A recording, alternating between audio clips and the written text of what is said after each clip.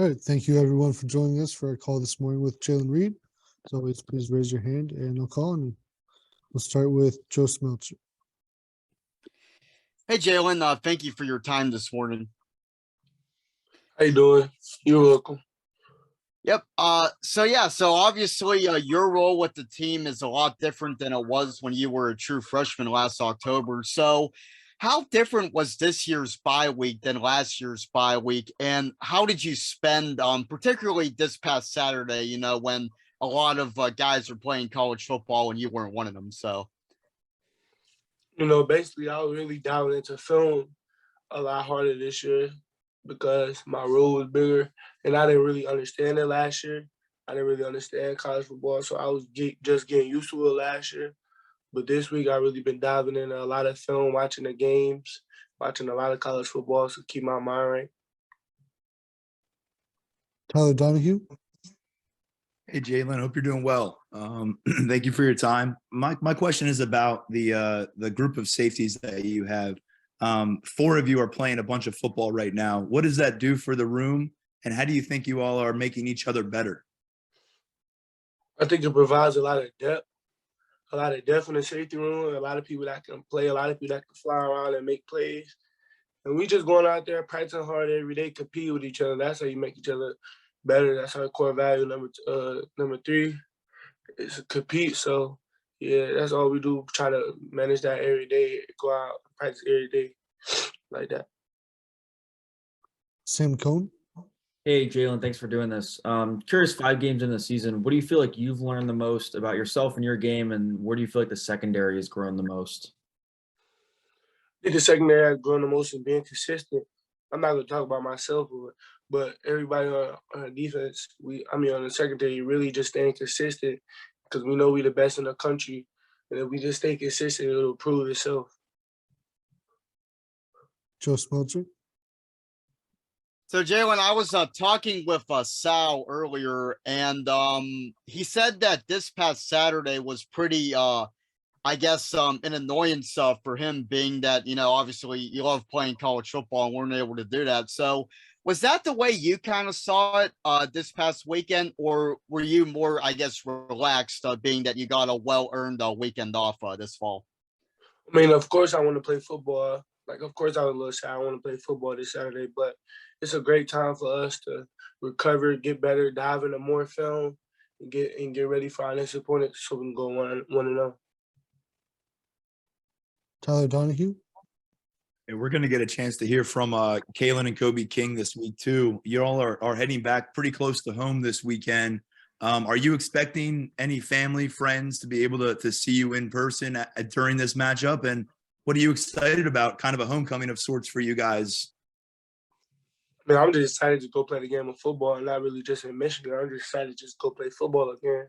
And then, yeah, I got a lot of family and friends. They all making a trip. I got a lot of them. Back to Tyler. I guess I'll just say, is this going to be the first time for a lot of those family and friends to see you and play a college football game in person? No, my family drives to a lot of my games. They come to a lot of games. I have a real supportive family. They come to a lot of games. Joe Smeltzer.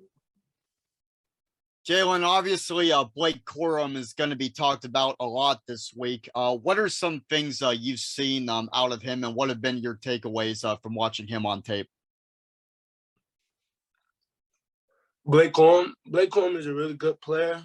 All respect to him, but the defense, we got to coach. It's not just about one player. Just we will focus on beating Michigan. So our coach got a really good game plan.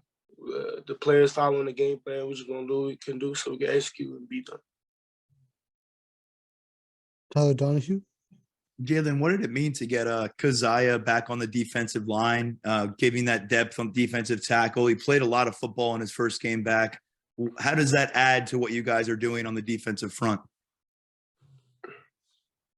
Keziah is a great player, great guy, and then he's it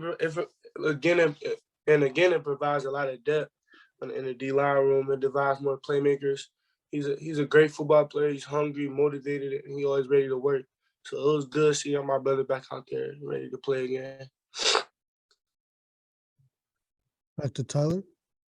Another guy I wanted to ask about was KJ Winston. He's played in 4 games now, so he might burn red shirt status this Who? Saturday.